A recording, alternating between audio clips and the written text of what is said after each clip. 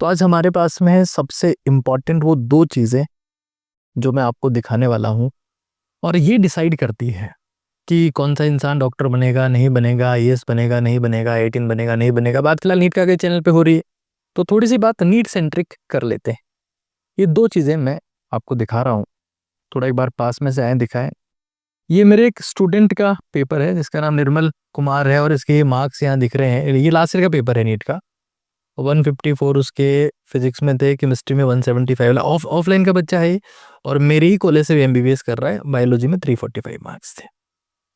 मैं आज वो कुछ ऐसे डीप सीक्रेट्स आपको बता रहा हूँ पेपर के, क्योंकि कई बार ऐसा होता है ना कि यार टाइम कम बचा है, तैयारी कैसे करें, कैसा पेपर आएगा। सारे सवालों के जवाब देने वाला हूँ। कौन से क्वेश्चन आ सकते हैं, पेपर कैसे सॉल्व करना है, लैंग्वेज क्या भरनी है, मतलब जो जवाब आपको आज के 3 महीने बाद ध्यान चलेंगे वो मैं आज आपको बता रहा। देखो, सबसे पहले तो हम ये जान लें कि नीट का पेपर कैसा आता है, कैसे उसको पढ़ना होता है, पीवाईक्यूज का अभ्यास। ये देखो, एक बार मैं पेपर दिखा देता हूँ। ये पेपर है और इस पेपर में लगभग लगभग फ्री स्पेस जैसा कुछ है ही नहीं। यानी वो मान के चलते हैं कि हमारा कोई सा भी सवाल ऐसा नहीं है जिसमें बहुत ज्यादा कैलकुलेशन की जरूरत है। और पीछे इन्होंने एक पेज दे रखा है, भाई एक पन्ने में आपका रबर पूरा हो जाना चाहिए, इससे ज्यादा की जरूरत नहीं है।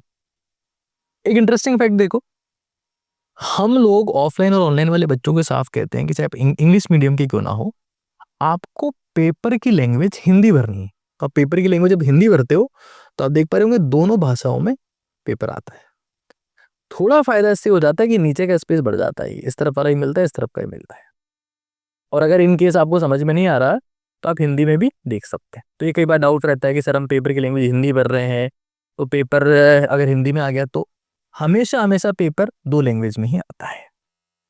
अगर आपने हिंदी भरी तो आपको हिंदी इंग्लिश दोनों में मिलेगा। अगर आपने पेपर की लैंग्वेज मान लो भर रखी है अंग्रेजी, तो पेपर आपको सिर्फ अंग्रेजी में ही मिलेगा। ठीक है, अब मैं आपको जो चीजें एक बार बता रहा हूं वो आप समझने का प्रयास करें। देखो, ये हमारे पास पेपर है और इस पेपर में कैसे कैसे सवाल हैं, और जब आप प्रैक्टिस करें तो किन बातों का ध्यान रखें। मैं इसलिए कह रहा हूं क्योंकि नीट की परीक्षा एक सिंपल परीक्षा हो चुकी है, ये सब लोग जानते हैं। अभी बात चल रही है कि हम लोग प्री और मेंस कर देंगे, पहले स्क्रीनिंग टेस्ट लेंगे, उसके बाद मेन एग्जाम लेंगे, वो सेकेंडरी बात है। किसी भी एग्जाम की कट ऑफ अगर ज्यादा जा रही हो तो उस एग्जाम में सबसे महत्वपूर्ण है प्रीवियस ईयर पेपर्स, क्योंकि देखे हुए सवाल आ रहे हैं तभी कट ऑफ ज्यादा जा रही है। लेकिन सबसे ज्यादा बेइज्जती अगर कोई चीज झेलती है कि भाई ये तो कचरा है, इसको तो फेंक दो, ये किसी काम का नहीं है, वो प्रीवियस ईयर पेपर ही है। कोई इज्जत नहीं उनकी बेचारों की, कोई देखता ही नहीं है। एक, मैं जब एमबीबीएस प्री फाइनल में था तो एक सब्जेक्ट आता है वहां पे, PSM, preventive and social medicine, PSM short form बोलते हैं उसको। उसमें एक स्टडी होती है जिसमें देखा जाता है कि क्या हुआ था पास्ट में, क्या हुआ और क्यों हुआ। बहुत फास्ट होती है वो स्टडी। वही स्टडी होती है हमारी पढ़ाई में भी, आप उसका इस्तेमाल कर सकते हो, रिवर्स फीडबैक मैकेनिज्म।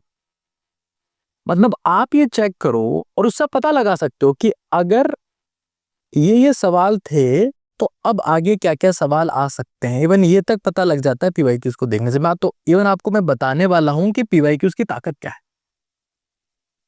तो रिवर्स फीडबैक मैकेनिज्म में हम क्या करेंगे, हम सबसे पहले पुराने साल का पेपर देखिए कि भाई एक दिन बैठ गए 2 घंटे और सिर्फ पुराने सालों के पेपर को पलट रहे हैं, कुछ नहीं कर रहे हैं।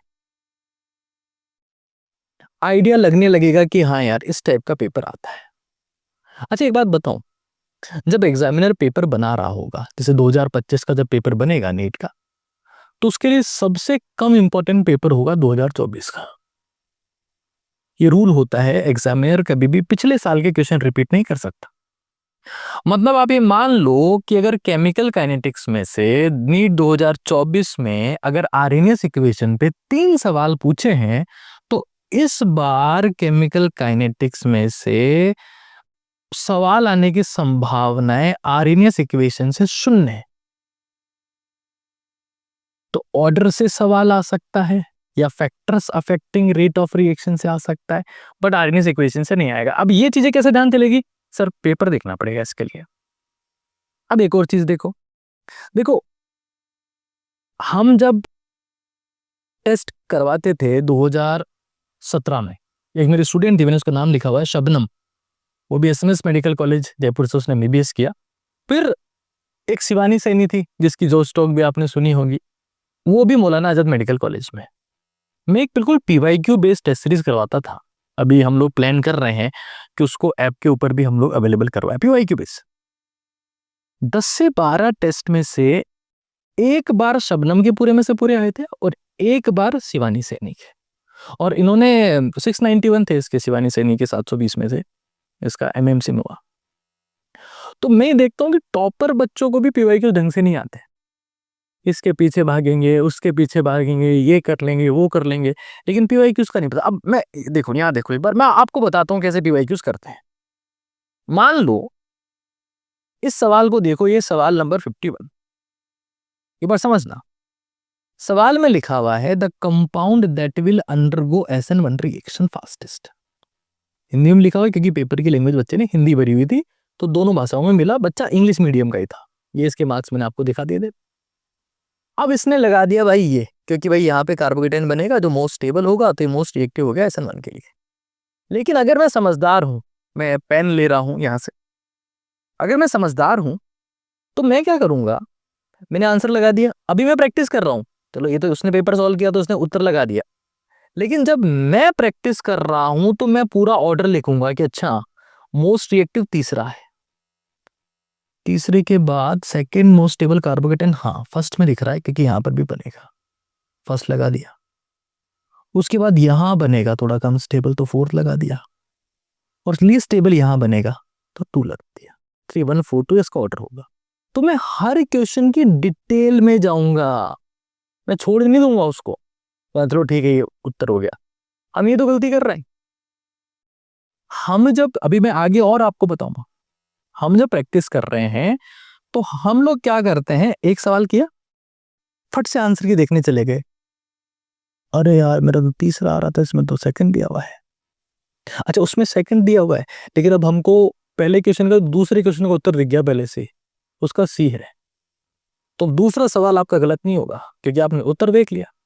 करना ऐसे होता है प्रैक्टिस, चाहे पीवाईक्यूज की कर रहे हो चाहे नॉर्मल प्रैक्टिस कर रहे हो, नंबर ऑफ क्वेश्चन फिक्स करो कि भाई मुझे 30 सवाल करने हैं, टाइम फिक्स करो कि 20 मिनट में कर रहे हैं, और फिर सारे सवालों का एक बार में उत्तर लिखो, पूरी आंसर की बनाओ, लास्ट में चेक करो। अब यहां देखो, एक बार अगला सवाल देखो, मान लो यहां पर लिखा गया है highest number of helium atoms किस में होंगे, और उसने लगा दिया 4 मोल हीलियम में होंगे। तो भाई मैं अगर प्रैक्टिस कर रहा हूं तो मुझे ये पता होना चाहिए कि 4 ग्राम हीलियम में कितने होंगे, 4 यूनिट ऑफ हीलियम में कितने होंगे, और 2.27 लीटर हीलियम एट एसटीपी में कितने होंगे। मैं हर एक को सॉल्व करके देखूंगा। क्या फायदा होगा इससे, इससे मुझे कॉन्फिडेंस बिल्डअप होगा कि यार अगर बाहर से भी, क्योंकि इन्हीं में से ले दे के सवाल बनने, ये कंटेंट सिलेबस फिक्स हो रखा है, अगर ये आ गया तो मैं क्या लिखूंगा, ये आ गया तो मैं क्या लिखूंगा, ये आ गया तो मैं क्या लिखूंगा, ये आ गया तो मैं क्या लिखूंगा। मतलब मुझे क्या करना है कि जब मैं पीवाईक्यूज कर रहा हूं तो एक सवाल में 4 ऑप्शन को भी सवाल मान के चलना है, ऐसे नहीं कि उसको एक ऑप्शन माना छोड़ दिए। मेरे एक सीनियर थे मेडिकल कॉलेज में, जब वो आए तो उनके एक बेटा और एक बेटी थी, 7-8 ड्रॉप हो गए, रामावतार कुमावत नाम है उनका, अभी वो जॉब कर रहे हैं। वो कह रहे थे यार लास्ट टाइम में मैं हर साल मतलब पढ़ पढ़ के थक चुका था, और वही कह रहे थे कि मैं उसके बाद मैं CLC सीकर में पढ़ाने लग गया था। मैंने क्या किया कि यार अब मेरा आखिरी साल है, मैं पढ़ा भी नहीं हूं, मैं क्या करूं। तो मैंने तो भाई पुराने सालों के सवाल पकड़े और 10 बार 10 सालों के पीवाई की ठोक डाले। अब कुछ लोग का दिमाग में ये आएगा कि यार सर अभी PYQ हमारे तो इतने ड्रॉप भी नहीं हो रखे, हाँ तो हम कैसे करें। तो मैंने अभी यूट्यूब के ऊपर बताया था कि भाई BCP चैलेंज एक होता है, वो कर लो। क्या करना होता है उसमें, जैसे अब PYQ तो देखो मार्केट में बहुत सारे हैं, ये एक किताब है, है ना। ये हमारी किताब आती है, ये किताब है जीरो एरर नीट पीवाईक्यूज। मैं एक बार इसमें दिखाता हूं आपको। तो ये जीरो एरर जो नीट पीवाईक्यूज है ना, देखो पीवाईक्यू में अगर किसी किताब में आपको गलत सवाल मिल गया ना, तो आपकी जिंदगी बर्बाद है।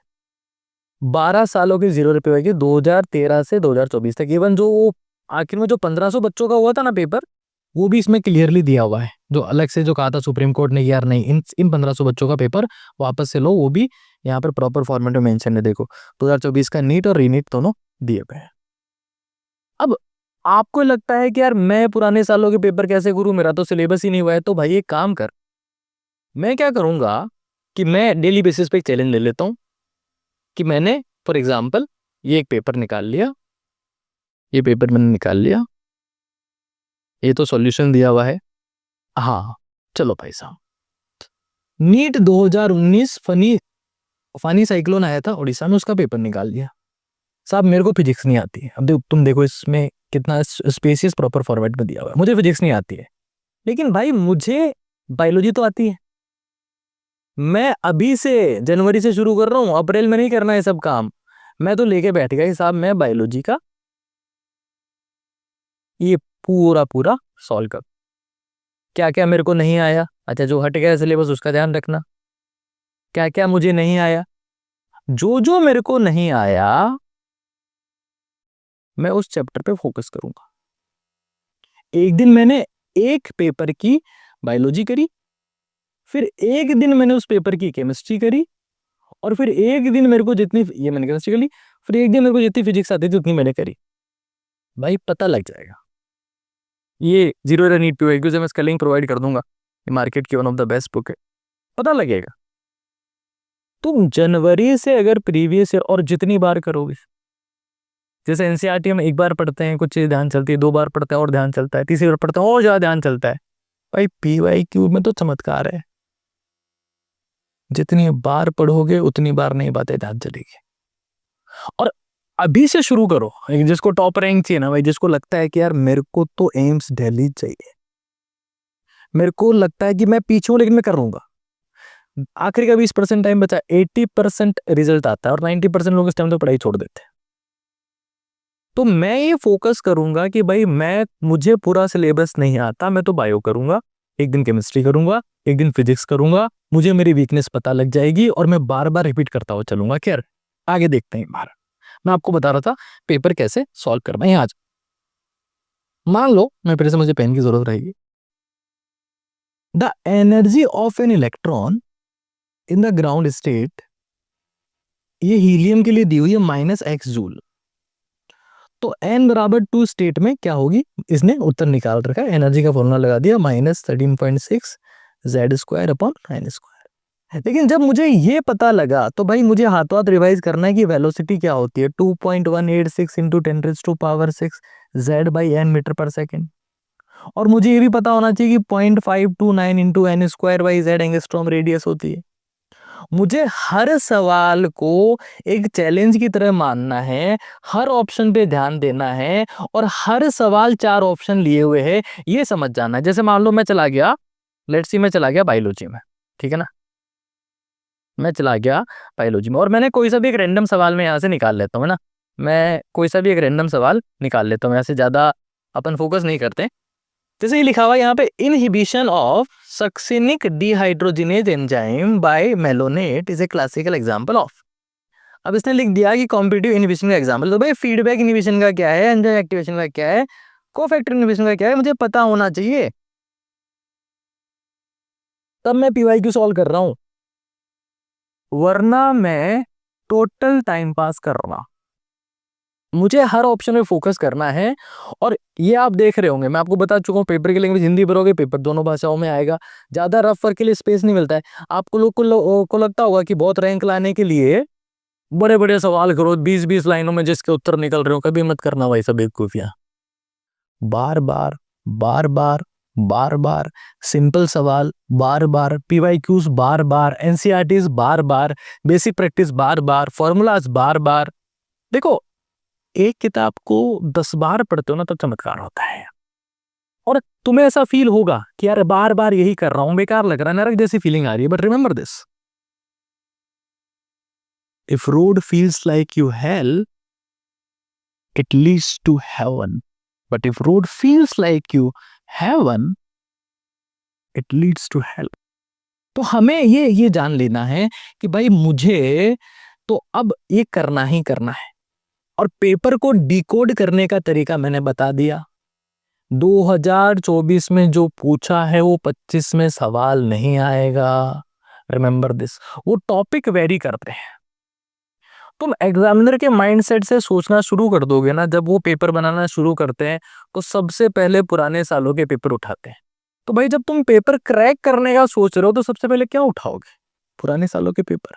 और प्रैक्टिस करो, जैसे ये किताब मैंने बताई, तुम इस किताब की प्रैक्टिस, अच्छा ये पेपर तो भाई ये देख रहे हो, इसके ऊपर कोई R6 कोड लिखा हुआ है और कोई इसके ऊपर नीट वीट कुछ नहीं लिखा हुआ।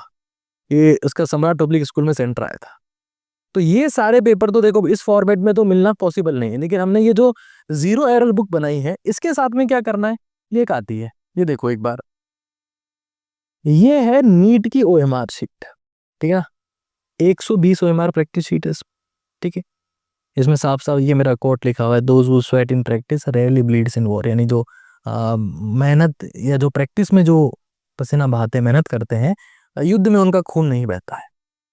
ये इसमें आपको OMR शीट दी हुई है, और हर एक OMR जो है वो प्रॉपरली यहाँ से आप देख सकते हो, यहाँ से प्रॉपर फॉर्मेट में हम रिमूव कर सकते हैं। ऐसी 120 OMR शीट है, और अब इसी पे प्रैक्टिस करते हो इसकी, तो आप ये पाओगे कि मुझे हर बार एग्जाम वाली फील आ रही।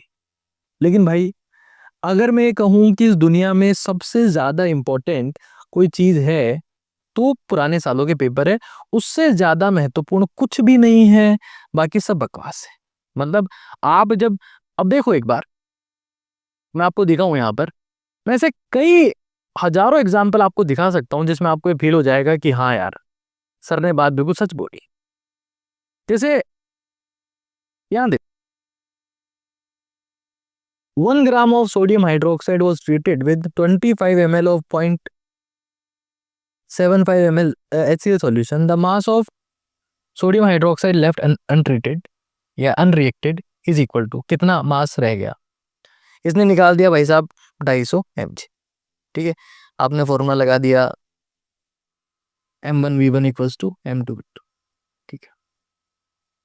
अब आप इसमें वैल्यू चेंज करके खुद सॉल्व करने की कोशिश करो कि भाई अगर ये 25 की जगह 50 ml होता तो कितना आता, और ये अगर 50 ml के साथ में कॉन्सेंट्रेशन 0.50 m होती तब उत्तर कितना आता। तो रुकोगे टिकोगे तब बात बनेगी, शांति के साथ में रुकोगे टिकोगे तब बात बनेगी। जैसे मान लो ये है, ये इस सवाल को देखो एक बार, इस सवाल को देखो, जैसे यहाँ क्या लिखा हुआ है, यहाँ लिखा हुआ है, इसको मैच करना है कि NH3 क्या है। तो NH3 हम लोग बोलते हैं, क्या बोलते हैं, ट्राइगोनल पिरामिडल। XCO4 क्या होता है, स्क्वायर प्लेनर। BRF5 क्या होता है, स्क्वायर पिरामिडल। SF6 क्या होता है, ऑक्टेटल।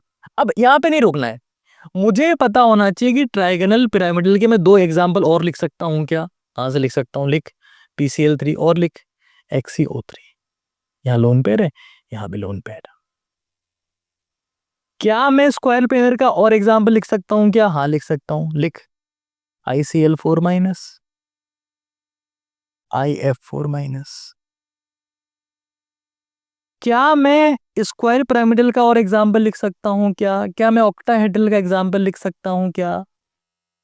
अब ऑक्टाहेड्रल का एग्जाम्पल अगर मुझे लिखना है तो मैं और क्या लिख दूंगा, PF6 माइनस। बात समझ रहे हो आप लोग?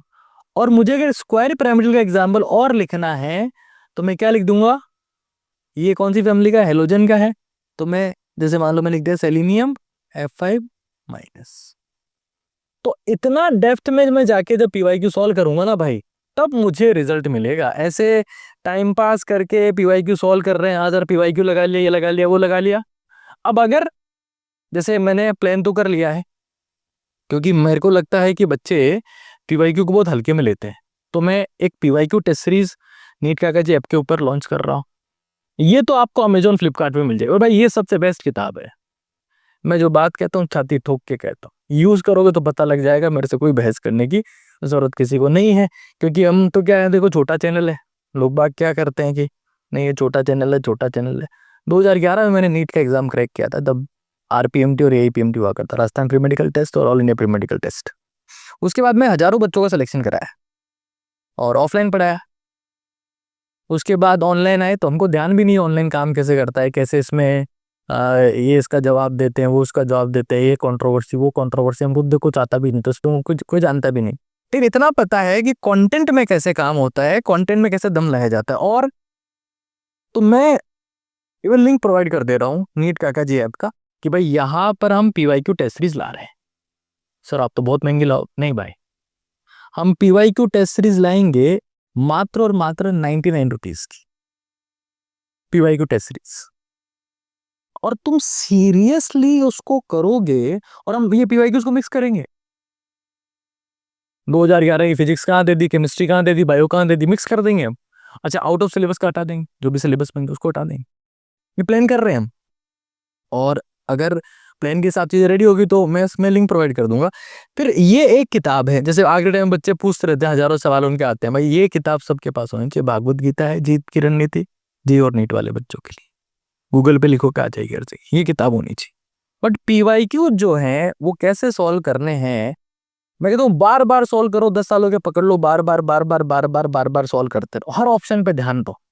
और ज्यादा बार करोगे तब बात बनेगी। और पूरा सिलेबस क्या कर रहे हो, तो जैसे सोच लो एक बार की सर मैं तो बायो से स्टार्ट कर रहा हूँ, एक दिन बायो करी, एक दिन केमिस्ट्री करी, 45 मिनट दे दो, 1 घंटा दे दो, रोज 3 घंटे बैठने का जरूरत, 45 मिनट में काम हो जाएगा। नहीं सर 3 घंटे, अरे शुरू कर भाई, उससे रिजल्ट आता है। तो अब पेपर डिकोडिंग कैसे करनी है भाई, 2024 में तो आया हुआ है, वो नहीं आएगा। और धीरे धीरे धीरे धीरे इतने बार करोगे ना तो पता लग जाएगा। और ये सीक्रेट होता है, यूपीएससी क्रैक करना हो, जे क्रैक करना हो, नीट क्रैक करना हो, सीक्रेट ये। धन्यवाद।